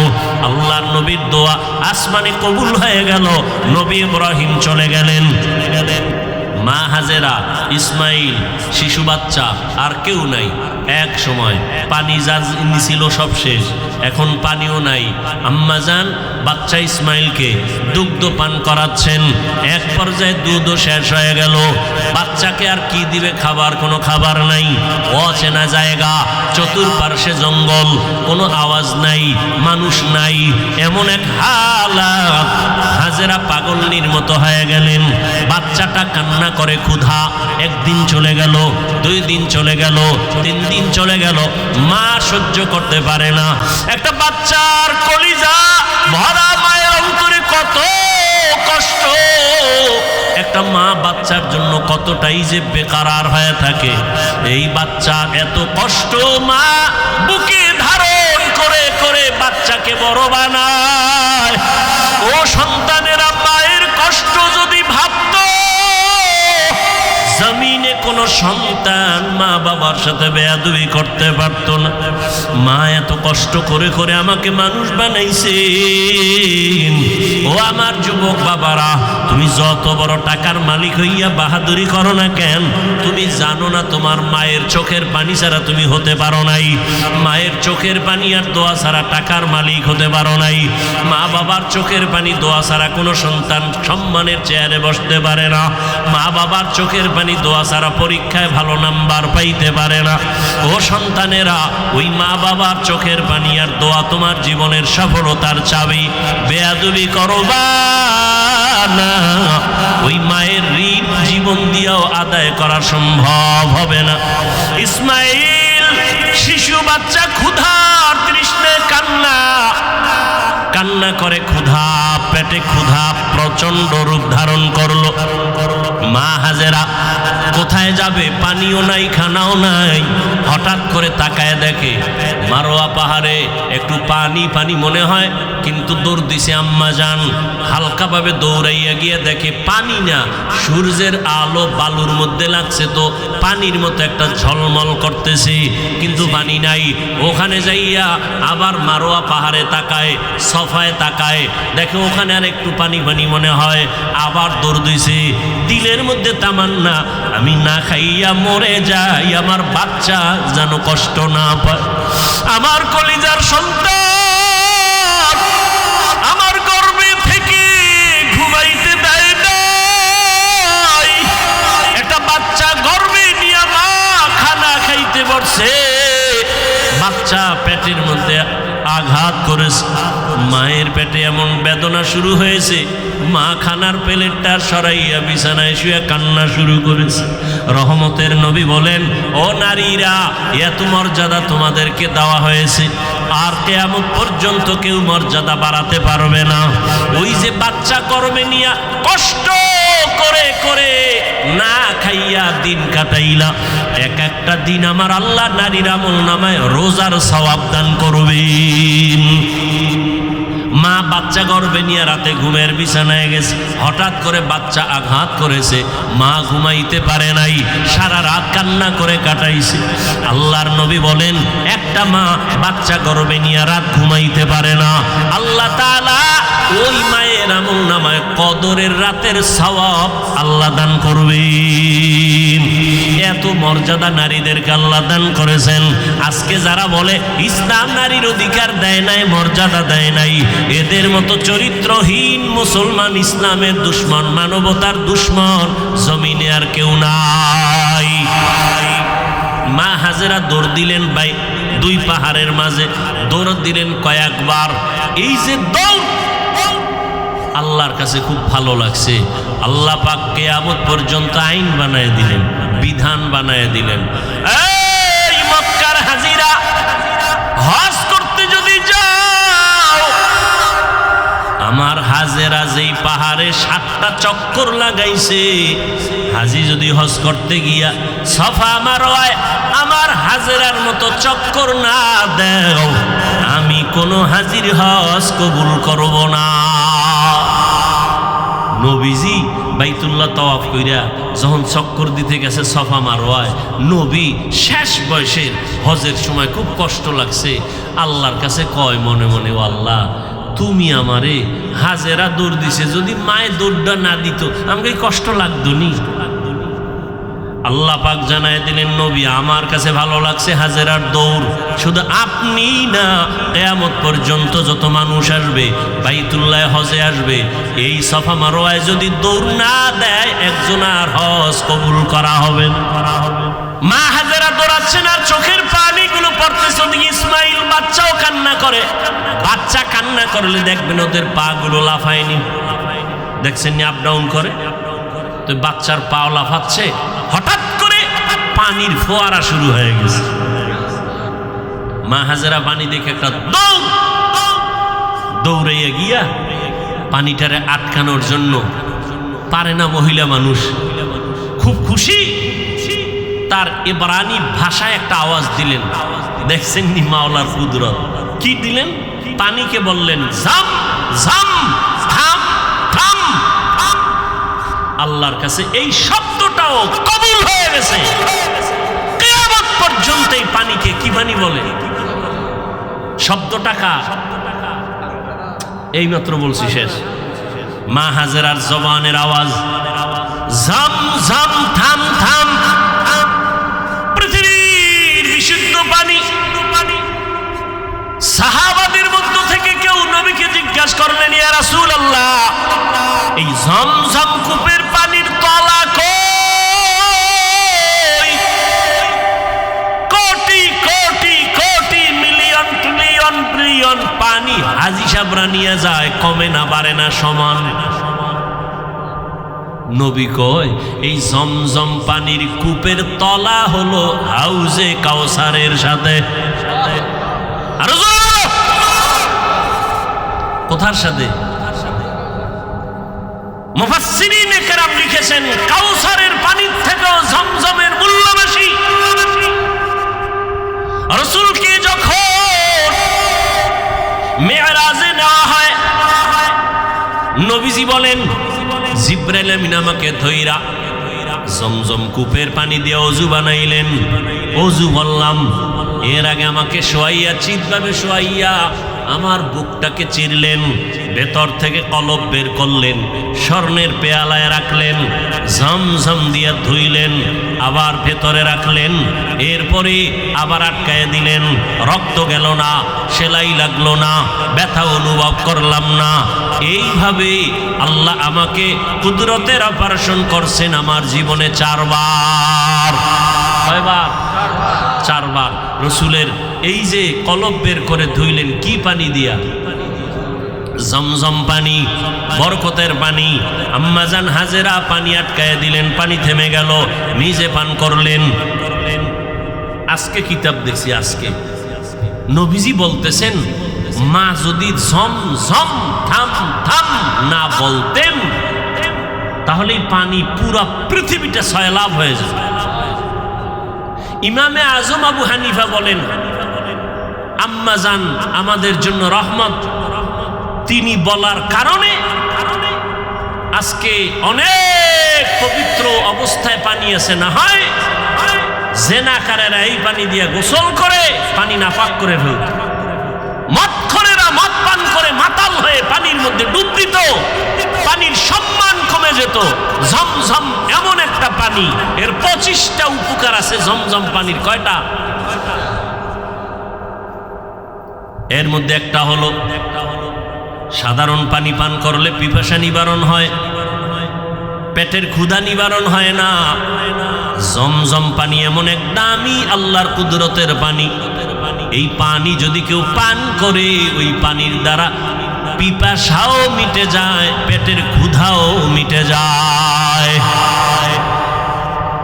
দাঁড়াইয়া কোনো জিনিস খাওয়া পান করা নবীর আদর্শের বাইরে। তবে জমজমের পানি তুমি দাঁড়ায় পান করো, এটা তোমার কোনো সুন্নত আদায় হবে। দ্বিতীয় তৃতীয় হলো, জমজমের পানি এটা তোমার রোগের ঔষধ। কত পার্সেন্ট শেফা করবে, তোমার ঔষধের ক্রিয়া করবে? কয় তোমার আকীদা, বিশ্বাসের মজবুতি যত পার্সেন্ট তত পার্সেন্ট। কেউ যদি মনে করে আমি ঔষধ খাবো না, জমজম আমার ঔষধ, যতটুকু বিশ্বাস করবে অতটুকু ফলাফল। পানি পান করলেন, ইসমাইল সুস্থ হওয়া শুরু হয়ে গেল। একটা দোয়া কবুল হয়ে গেছে। কার দোয়া? ইব্রাহিম নবীর দোয়া। লোকজন আল্লাহ আইনে দিয়েও এক দোয়া করছেন।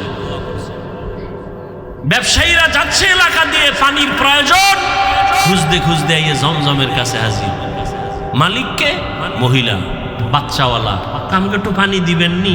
মা হাজেরা বলে দিব, বেশি দিব, যত লাগে তত নেন, শর্ত এখানে বাড়িঘর করেন, চাষাবাদ করেন, থাকেন। আবাদ শুরু হয়ে গেল। এবার আর এক দোয়া চাইছে ইব্রাহিম নবী, ওয়ারযুকহুম, রিজিকের ব্যবস্থা করেন।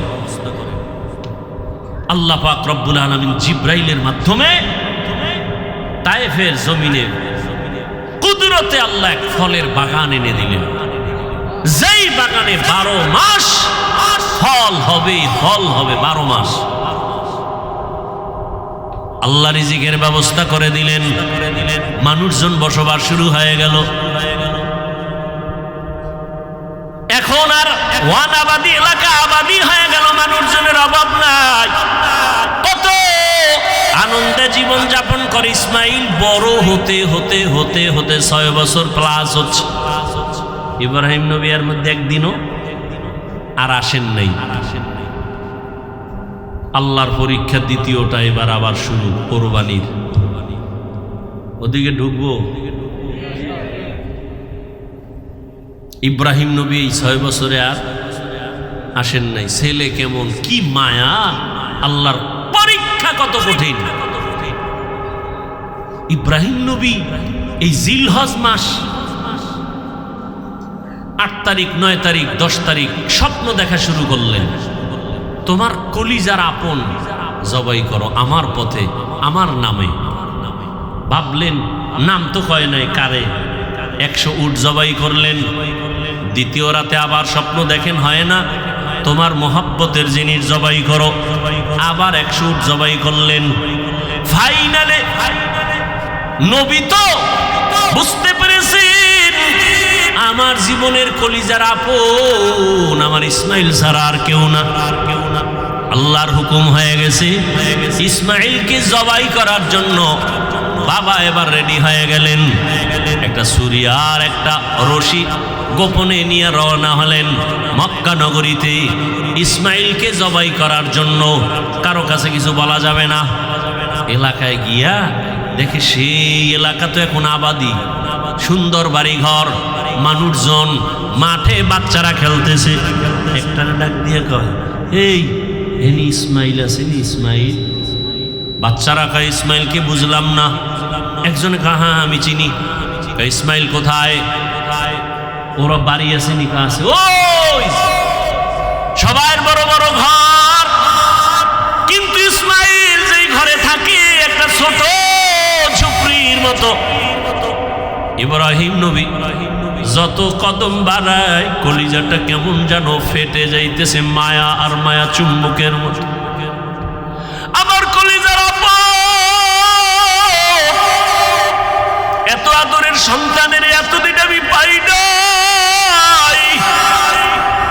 যত সামনে যায় তত ইব্রাহিমের কলিজাটা দুর্বল হয়ে যায়। ঘরের দরজায় ইসমাইলের পাইয়া ডাক দিছে, বাবা আসো।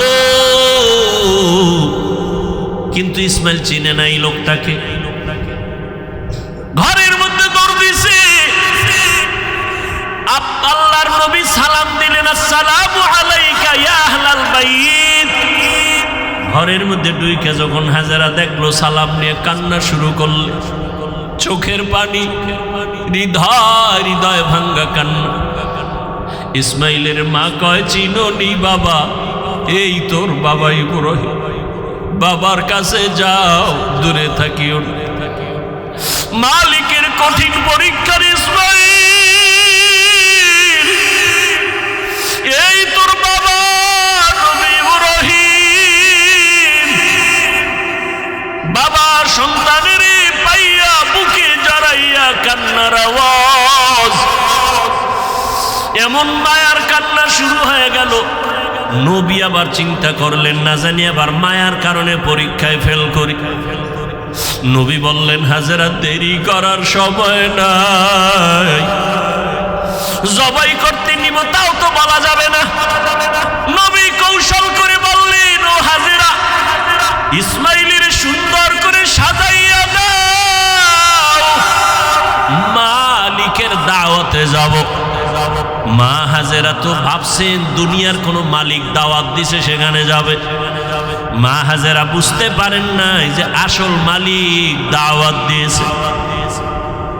মা হাজেরা এতটুকু বুঝা দুনিয়ার মালিকের দাওয়াতে যাবে, বাবার সাথে যাবে। মা বড় আনন্দিত হইয়া ইসমাইলের এমন সুন্দর করে সাজায় দিলেন।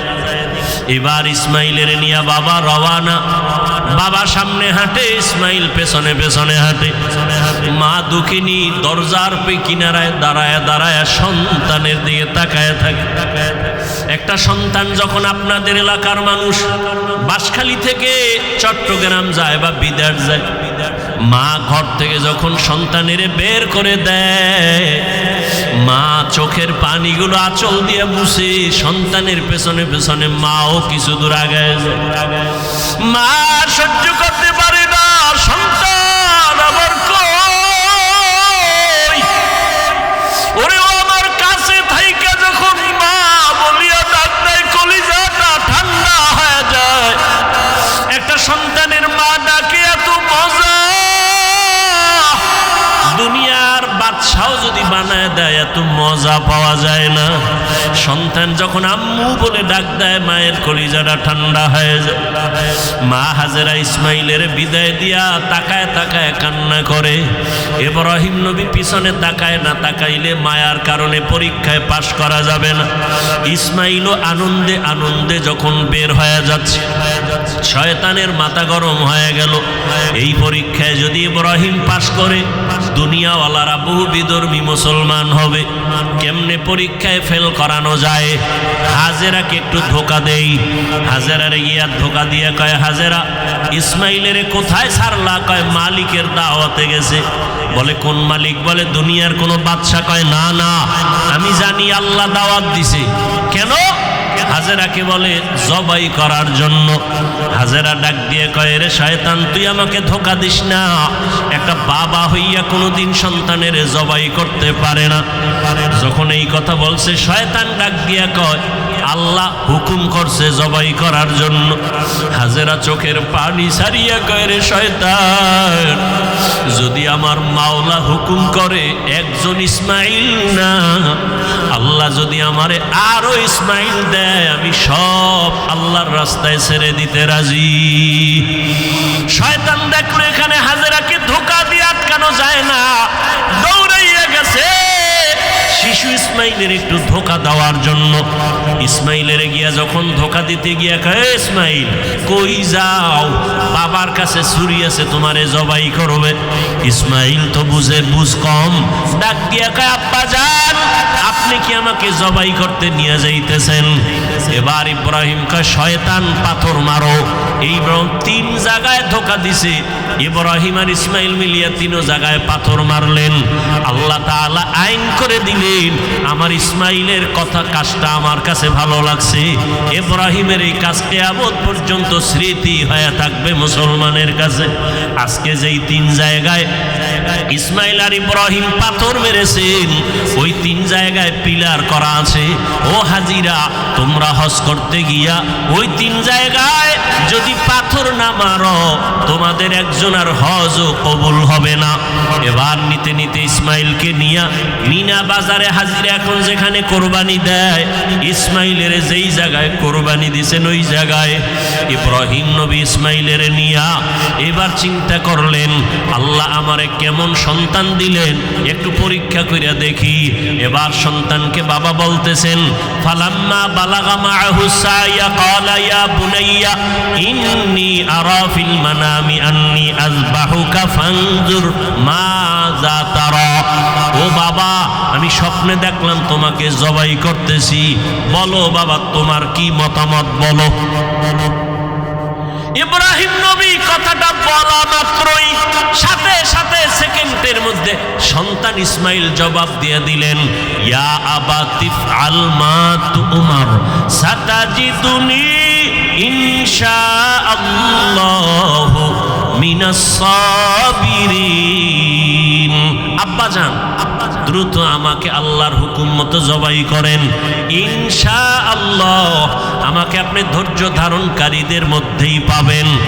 আব্বাজান আমাকে দ্রুত জবাই করেন, দেরি করলে আবার বুঝি আল্লাহ হুকুমটা ফিরায় নিবে, কপাল পুড়ে যাবে। একটা সন্তান বাবার সামনে কতটা বিনয়ী হইয়া বাবার ইজ্জত রক্ষার জন্য আল্লাহর মোহাব্বতের বন্ধনে নিজেকে পেশ করে দিলেন। তবে ইতিহাসবিদরা লেখেন, ইসমাইল একটু কান্না করে বলছেন, বাবাজান আপনি যদি এই কথাটা আমাকে একটু বাড়ি বসিয়া বলতেন, আমি আমার দক্ষিণী মায়ের থেকে একটু চির বিদায় নিয়ে আসতাম। কারণ 6টা বছর আমার মা আমার এত কষ্ট করে লালন পালন করে বড় বানাইছে। এই 6টা বছর পানি নাই, খানা নাই, আপনিও আইসা দেখেন নাই। আমার মা আমার মুখে জিহ্বা দিয়ে আমার পেটের ক্ষুধা নিবারণ করেছে। আমার মা পাগলনির মতো দৌড়াদৌড়ি করেছে। ও আব্বাজান, বাড়ির মধ্যে বসে যদি বলতেন আমি একটু মায়ের থেকে বিদায় নিয়ে আসতাম, পারি নাই, দুঃখ নাই বাবা, আমাকে এখানে জবাই করিয়া আমার রক্তমাখা পোশাকটা মায়ের কাছে নিয়ে যাবেন। আম্মা জান আমাকে না দেখে যদি বলে আমার ইসমাইল কই, আপনি আব্বা রাগ করে আমার মাকে কিছু বলবেন না, আমার আম্মা জানকে একটু সান্ত্বনা দিয়ে বলবেন ইসমাইল সালাম জানাইছে, আল্লাহ যদি কবুল করে হাসরের ময়দানে মোলাকাত হয়ে যাবে।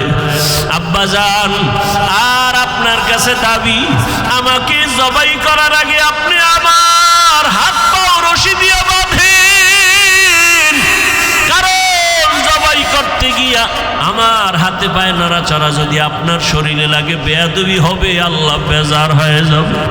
আব্বা জান আপনি কাপড় দিয়ে আপনার চক্ষু দুইটা বেঁধে নেন, কারণ জবাই করার সময়, ছুরি চালানোর সময় আমার চেহারায় যদি আপনার নজর লাগে, মায়ার কারণে আপনি জবাই করতে পারবেন না, আল্লাহ বেজার হয়ে যাবে। আব্বা জান আমি শুইয়া পড়লাম, তাড়াতাড়ি আমার গলায় ছুরি চালান। ইব্রাহিম নবী ইসমাইলের শোয়াইয়া যখন ছুরিটা চালাইতে চায়, আমার মাওলার কুদরতি অন্তরে এত মায়া, আমার আল্লাহ ডাক দিয়ে কয় রে ছুরি,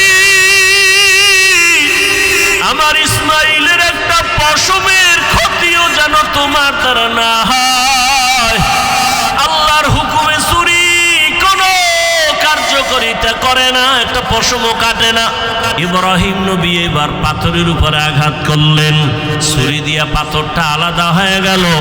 ইসমাইলের ডাক দিয়ে কয় বাবা এইবার ফাইনাল রেডি হও, তোমার জবাই করার সময় রক্ত আমার হাতে না লাগা পর্যন্ত ছুরি চালাইতেই থাকবো, না হয় আমি ছুরি চালানো বন্ধ করব না।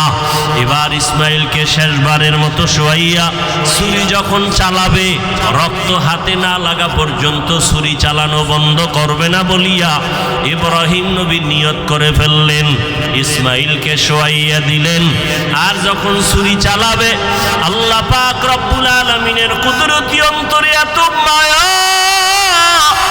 জিবরাইলের ডাক দিয়ে কয় জিবরাইল, আমার ইব্রাহিমের ওয়াদা এমন ত্যাগ আর নিয়ত যে রক্ত না লাগা পর্যন্ত ছুরি চালানো বন্ধ করবে না। আমি তো ইসমাইলের জবাই চাই না, আমি চাই আমার হুকুমের জন্য কতটুকু তারা ত্যাগ স্বীকার করলো। আমার মোহাব্বতের পরীক্ষা চাইছি, আমি ইসমাইলের জবাই চাই নাই। আমার হুকুম মতো প্রশ্ন ছাড়া যখন তারা দুজনে রেডি হয়ে গেল, আমার পরীক্ষা হয়ে গেছে, আর লাগবে না। ইসমাইলের জবাই করার আগে, ছুরির নিচে দেওয়ার আগে জান্নাতি একটা দুম্বা নিয়ে যাও, ইসমাইলের সরাইয়া জান্নাতি দুম্বাটা যখন ছুরির নিচে দিয়া দাও। ইব্রাহিম নবী ছুরি চালায়, জিব্রাইল আমিন দুম্বা নিয়ে রওয়ানা। দেখতেছে আমি যাইতে না যাইতেই মনে হয় ছুরির নিচে ইসমাইল জবাই হয়ে যাবে। জিব্রাইল আমিন আসমান থেকে একটা আওয়াজ দিছে, আল্লাহু আকবার, আল্লাহু আকবার। ইব্রাহিম নবী তাকাইছেন, তিনিও ডাক দিয়েছেন আল্লাহু আকবার, আল্লাহু আকবার। এইবার ইসমাইলও আওয়াজ দিলেন লা ইলাহা ইল্লাল্লাহ। এইভাবে আওয়াজ দিয়া ইব্রাহিম নবী যখন চক্ষু খুইলা দেখেন রক্ত হাতে লাগছে, ছুরিটাও ছাড়লেন। যখন তাকায়া দেখে খুশি মনে ইসমাইল বুঝি কোরবানি হয়ে গেল, কিন্তু না, দেখে একটা অপরিচিত জন্তু জবাই হয়ে গেল। ইসমাইল পাশে সুন্দরভাবে দাঁড়ানো। বাবা আবার বুঝি ভয় পেয়ে গেলেন, ও ইসমাইল, আল্লাহ বুঝি আমার কোরবানি কবুল করবেন না, আর একবার চেষ্টা করি। সাথে সাথে ওহী নাজিল হয়ে গেল। আল্লাহ কয় ওয়ানাদাইনাহু আইয়া ইব্রাহিম কদ সাদ্দাকতার রুইয়া ইন্না কাযালিকা নাজজিল মুহসিনিন। ইব্রাহিম, তুমি আমার পরীক্ষায় পাশ করছো। হাজেরা কাঁদতেছে ইসমাইলের জন্য, জলদি করে যাও। বলে আসো মালিকের দাওয়াতে যাই। মালিকের থেকে কি হাদিয়া নিবা? আমার পক্ষ থেকে দুম্বার গোশত হাদিয়া দিয়া দিলাম। ওয়াফাদাইনাহু বিযিবহিন আযীম, আমার পক্ষ থেকে হাদিয়া দিলাম এই জবাই করা দুম্বার গোশত। ইসমাইলের নিয়ে যাও, ইসমাইলের হাজেরার কোলে ফিরায়া দাও, আর মালিকের পক্ষ থেকে দুম্বা হাদিয়া পৌঁছাইয়া দাও। আল্লাহ তাআলা বলেন, ও দুনিয়ার মানুষ, ইব্রাহিমের কোরবানির ত্যাগ তোমার থেকেও চাই। ও মুমিন, এই ত্যাগ স্বীকার করতে গিয়া তোমার থেকে রক্ত চাই না, গোশত চাই না, আমি চাই তোমার অন্তরের ত্যাগ আর মুহাব্বত আর তাকওয়া। লা ইয়ানালাল্লাহু লুহুমুহা ওয়ালা দিমাউহা ওয়ালাকিন ইয়ানালুহুত তাকওয়া মিনকুম। ও আমার যুবক বাবারা, ও পর্দার আড়ালের মা বোনেরা, ও বৃদ্ধ বাবাজি, আমার আল্লাহর পরীক্ষায় পাশ করিয়া জান্নাত পাওয়ার জন্য একজনের চেষ্টায় হবে না। হাজেরার যেমন চেষ্টা, ইসমাইলের তেমন চেষ্টা, নবী ইব্রাহিমের তেমন চেষ্টা। একটা ঘরের ভেতরে একটা জান্নাতি পরিবেশ তৈরি করতে হলে বাবারও এক মন হতে হবে, স্ত্রীকেও এক মনওয়ালা হতে হবে, সন্তানেরও মতামত এক থাকতে হবে। স্বামী আর স্ত্রীর মন আর মতামত যখন এক হবে, সন্তানের মতামত যখন মা বাবার মতের সাথে মিলিয়ে যাবে, ওই সন্তান, ওই সংসারে শান্তি আসবে। আল্লাহ রহমতের বাড়ি দ্বারা বর্ষণ করতে থাকবেন। ও আমার যুবক বাবারা, ও পর্দার আড়ালের মা বোনেরা, আম্মাজান হাজেরা যদি নিজের থেকে সহযোগিতা না করতেন, ইব্রাহিম নবী পাশ করতে পারতেন না। ইসমাইলও যদি বাবার কথায় একমত না হইতেন, পরীক্ষায় পাশ করা যাইত না। অতএব যারা মা আছেন, আপনার সন্তানটাকে আপনি ডাক্তার বানাবেন, ইঞ্জিনিয়ার বানাবেন, তবে আদর্শবান বানায় যান, বেয়াদব যেন না হয়। সন্তান কখনো যেন আচরণ দিয়া আপনাদের কষ্ট না দেয়, সন্তানের আচরণে যেন শিক্ষক কষ্ট না পায়, সন্তানের আচরণে আলেম ওলামা মুরব্বীরা যেন কষ্ট না পায়। আদর্শবান ডাক্তার হলে সন্তানটার সম্মান আল্লাহ বাড়ায় দিবেন। মা বাবার একমত থাকতে হবে, নিজেদের আদর্শ সুন্দর করতে হবে। ও আমার যুবক বাবারা, আমি এতক্ষণ বয়ান যা করলাম একবারও কিন্তু বলি না স্কুল কলেজ বাদ দিয়া মাদ্রাসায় যাও, আমার মতো টুপিওয়ালা হও। বরং আমি শেষ বেলায় বলে গেলাম, তুমি ডাক্তার হও, ইঞ্জিনিয়ার হও, প্রফেসর হও, স্কুল কলেজে বড় কোনো বাধা নাই, তবে বেয়াদবি করবা না। মা বাবার দোয়া নিও, শিক্ষকের দোয়া নিও, উলামায়ে কেরামের দোয়া নিয়ে আদর্শ ডাক্তার হইও। মা বাবার সাথে যদি বেয়াদবি করে বরদোয়া নাও, মরার আগে পঙ্গু হয়ে যাবা, কপাল পুড়ে যাবে। শিক্ষকের সাথে যদি বেয়াদবি করে বরদোয়া নাও, লেখাপড়ার জীবন থেকে ধ্বংস হয়ে যাবা। আলেম ওলামার বরদোয়া নিয়ে যদি চলো বেয়াদবি করো, তোমার চরিত্র নষ্ট হয়ে যাবে। এই তিন জায়গার দোয়া নিয়ে চলিয়া ডাক্তার হও, জীবন সফলতার দরজা খুলে দিবে। তুমি ইঞ্জিনিয়ার হলো, তুমি সফল ইঞ্জিনিয়ার হবা, দুনিয়ার সবাই তোমাকে মোহাব্বত করবে, সম্মান করবে।